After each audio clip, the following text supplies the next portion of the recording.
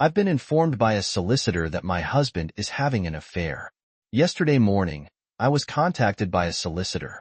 I was confused because I don't have any need for one for anything.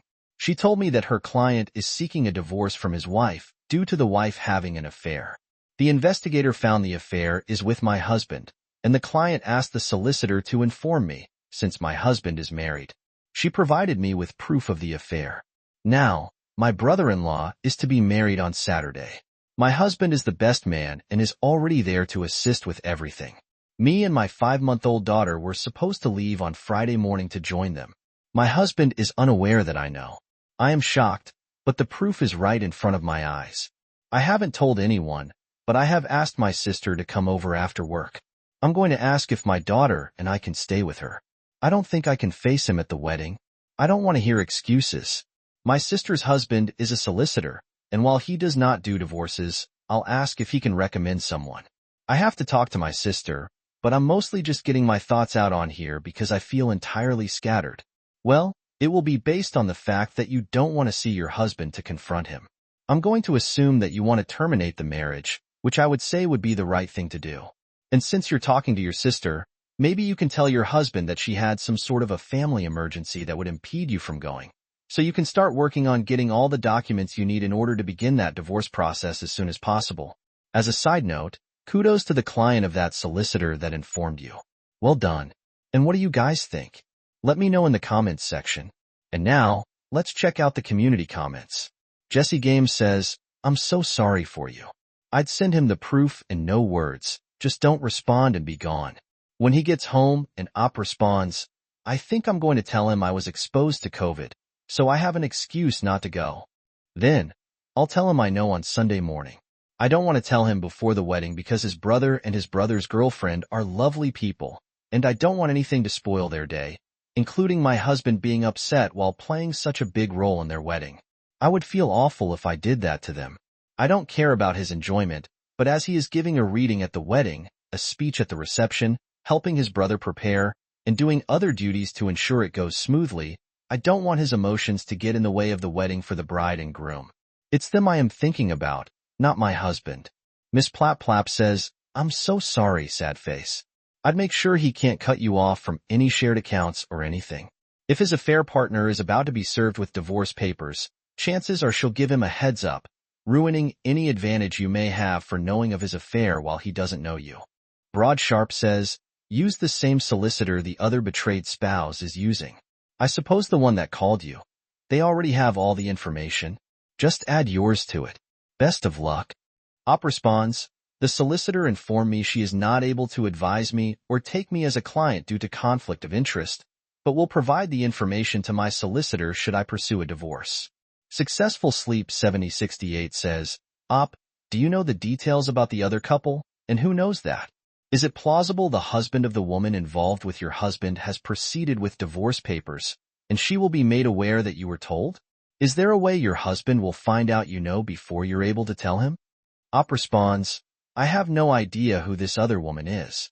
The solicitor who contacted me informed me that her client will be telling his wife about the divorce next week and told me to do what I needed, so I have time. All right, well, I think the community gave Opie some pretty decent advice and asked relevant questions. Opie was clear that she will not go to the wedding and that she does need to get a solicitor who is not the other solicitor. So now, let's move on to the first of 2 updates to see what happened next. I told my husband I had been exposed to COVID and could not attend the wedding. My sister helped pack, and she is letting me and my daughter stay with her until I find a flat. Someone I work with, who is a family member, has one up that I can afford that's available in 2 months. When my husband returned home on the Monday, there was a note telling him I knew about the affair. I did not tell my husband anything about the other woman or her husband, just that I knew he had an affair and I was leaving. I didn't say anything about them divorcing or other details. My husband and I both have jobs. We don't own a home. But since the flat was leased to both of us, I did not have the authority to kick him out. I left because I didn't want to be around him any longer. The husband of the other woman was going to be filing for divorce later that week, and I would not be far behind. And no, I don't even know his name. He had the solicitor tell me because he thought I should know, but he doesn't want to talk to me, and I don't want to talk to him. Maybe it would be different if we weren't strangers, but I'm not considering talking to him. My sister's husband is a solicitor, and he recommended a divorce solicitor to me. At their advice, I opened a new bank account for myself, and they also advised me not to touch the joint accounts until we come to an agreement or until we can go to court. Since I'm employed and have means, it could harm my case later. My husband has probably been advised the same thing. It would be different if we weren't employed and had no other choice, of course. But we are both employed. Once we have been separated for 2 years, we can get a divorce, my solicitor said. There is no way to shorten the time requirement in Ireland, where we're from. It's mandatory. Finally, I'm not stopping my husband from seeing our daughter, and my solicitor said the law would favor sharing of custody. However, unless it is about our daughter, I told my husband to have his solicitor talk to mine. I've held firm that I will not talk to him unless it relates to our daughter. Nothing else, not about the affair or anything. That's it. Thank you, everyone, who showed me kindness. Well, we can tell that Op was very determined to get this thing done, like getting the divorce proceeding started. She didn't care about anything else, not the affair or any stories. She's not giving room to that. She's just focused on her daughter and her divorce, and I think that's a great way to handle it. Now, Op told us that she couldn't get divorced for 2 years, and the final update is from 2 years after the last post. So let's finish the story with that. The update is that I am now divorced. I live in Ireland, and it is a requirement that couples live apart for 2 years before they can be divorced. There are no exceptions under the law to this. It used to be 4 years, and up until 1998, divorce was not legal in Ireland at all. My daughter and I lived with my sister for almost 3 months before I moved us into our own flat. My husband and I did not own any property, and I legally had no authority to ask him to leave the flat that we had while we were married. So I left instead, on the advice of my solicitor. I opened my own bank account and left our jointly owned accounts alone to be settled in the divorce while we were living apart. While we were living apart, my husband and I used an app to communicate about our daughter, and everything else was through our solicitors. I haven't talked to him about the affair. I haven't talked to his family or friends, and I don't have social media. My husband carried on seeing the other woman for several months after I moved out, so I'm sure everyone knows he had an affair, but that isn't my problem now. The only thing I talk with him about is our daughter and anything related to her. We have joint custody, and I will pay him maintenance. Fault is not considered in a divorce, and an affair doesn't affect custody. I do not have to pay maintenance to my husband for himself, since he is already living with another woman, not the one he had an affair with, and plans to marry her right away. Now that we are divorced, if he had been living on his own and not about to get married, I would have had to pay him maintenance. I have never met the woman he had an affair with, or her husband, or their children. My focus is on my daughter, and I am civil with her father for her sake. But I don't care about looking on social media or talking to him about the affair. I have never talked to him about it, and never will. I only care about my daughter. Apologies if my update isn't exciting. I am divorced. There is no drama. But some people have been messaging, asking for an update, and I wanted to say thank you to all the lovely people who offered me support during a terrible time. Well, it doesn't have to be dramatic to be a positive and good update, like yours. I find that your attitude is actually very healthy. You cut him loose, and you don't need to know about the drama or anything else. Good for you. You're focusing on yourself. You're focusing on your daughter. So here's wishing you the best in the future. OP, thanks for sharing, and take care. Now let's move on to the next post that also has an update. Am I the a-hole for telling my boyfriend I won't be following his family's traditions? I told him I don't really want to follow those footsteps, and he got upset and told me he can't be the one to break the tradition. He told me I was being an a-hole for suggesting anything else. I told him I won't change my mind and he should make it a middle name or find another compromise. Alex has 5 siblings. The tradition will continue if he doesn't do it. Frankly, I think I should get a say in what I name my kid. I told him since I'm the one carrying the hypothetical child for 9 months, and it would already be getting Alex's last name, I should have some say in the first name. For context, I have 2 siblings, both girls. I'm the youngest, and my eldest sisters are both married and took their husbands' last names. It makes me a little sad that when I marry Alex, my last name will go out of existence. I've talked to him about hyphenating, which is something he doesn't want to do. Anyhow, I really don't want to name our firstborn son that name if we ever even have a boy. He thinks I'm whining for no reason since we don't even have a kid yet, and I'm not pregnant. But I think my concerns are valid. I've told some friends about it, and most of them think I'm overreacting over something that doesn't even exist yet. So, am I the AIL for telling my boyfriend I don't want to follow his family's tradition? Personally, no. I don't think you're an a-hole. I think you're right in the sense that, of course, you should get a say in what you name your kid. However, these are the conversations that you should be having with someone with whom you project the future of your life. Personally, bringing your friends into pitching about these kinds of things, I think, is irrelevant because, at the end of the day, it's what you and your future spouse agree and compromise on. That's it. Because if you start bringing in your friends, then he can bring in his family, and then we've got everybody pitching in on something that's no one's business but yours and your future spouse's. Also, you guys aren't even engaged yet, and life can change really quickly. But again, OP, no, I don't think you're the a-hole, and I do think these are the right conversations to have, not just about names but about a lot of other things and possible scenarios that could come in the future. What do you guys think? Let me know in the comments section, and now let's check out the community comments to see what they had to say.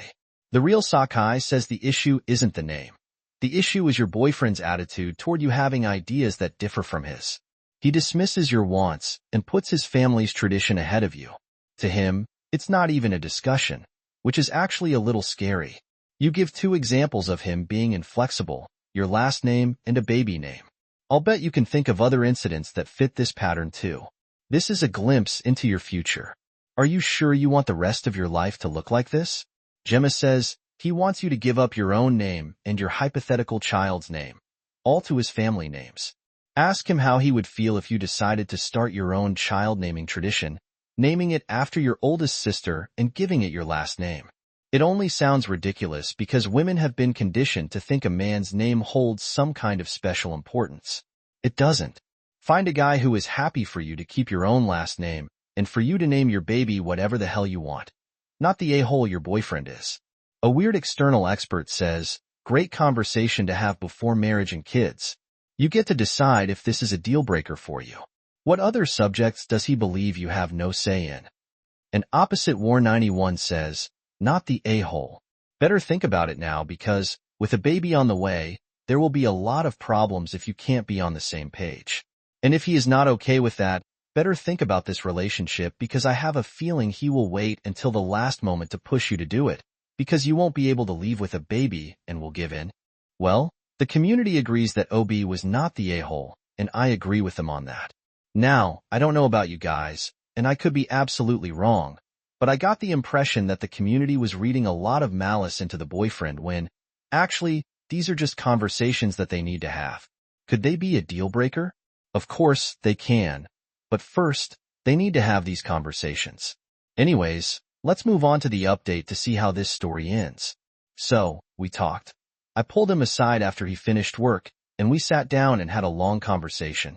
I told him that I felt hurt that he didn't seem to be caring about my feelings, and I never intended for a joke names to turn into all of this. I took your guys' advice and was really honest with telling him how I was really sad by the fact that I would lose my last name when we did eventually get married. At first, he seemed confused and said if it really mattered that much to me, I could just keep my last name, and our kids could have his. I told him it seemed counterproductive to keep my last name because one day I'd still die, and so would the name. He asked me what I wanted to do about it, and we ended up compromising that our first son would have a shortened version of the traditional name that runs in his family, not a nickname, but we would literally just shorten the name, and that would be his. Along with that, when we eventually do get married, we'll hyphenate last names. So I was pretty emotional during this conversation. LOL. I know this isn't the super exciting update you guys wanted.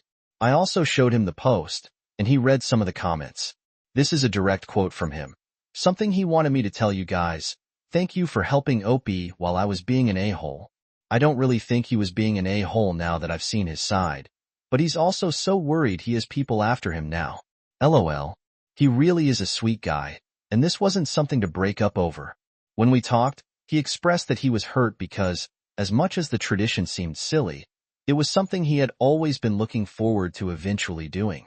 We're not engaged yet, but I have a feeling something might happen this Christmas.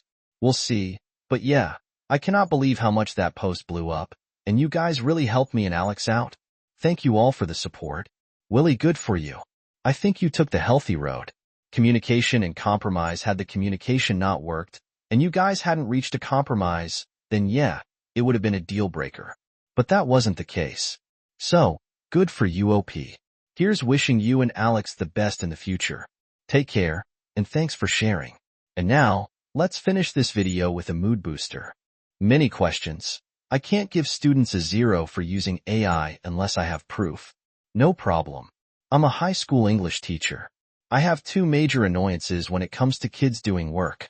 First, a lot of kids don't read or listen to directions. Assignment instructions are written on their papers, and I read them out loud, but I still have students asking me, "What are we doing?" That's not a big deal, though. It's a pretty normal thing to deal with as a teacher. The real issue bugging me is students cheating on writing assignments. I'm pretty good at spotting AI-generated essays, but the problem is that when I try to accuse students of using AI, they deny it. They act outraged that I would accuse them, even though we both know they're playing dumb. I usually just give them a 0 and move on with my life. But there's always the fear that one of them might take the issue to administration. If they did, I'm not confident that admin would back me up. It's hard to prove something is AI-generated, and these days, the higher-ups are more likely to side with the student. So, I hatched a plan. I gave an open-ended creative writing assignment. The directions said to write a story about anything you want, and then answer some questions about the story you wrote. The thing is, when you ask, "Tell me a story," it always spits out the exact same story about a girl named Era who lives in the woods. Once upon a time, in a small village nestled between rolling hills and dense forest, there lived a young woman named Lara. She was known throughout the village for her curiosity and sense of adventure, always eager to explore the world beyond the familiar paths of her home. So, in slightly smaller print, under the instructions, I wrote, "If your main character's name is Aurora, -points. Lo and behold, I got one or two kids turning in a story about a girl named Lara who lives in the woods. When I turned back the papers with a grade of 1 out of 100, because I found that it stinks more than a 0, the kids predictably asked why. And all I had to do was point to the instructions that they didn't read. There was no need to mention AI. We both knew what they did well.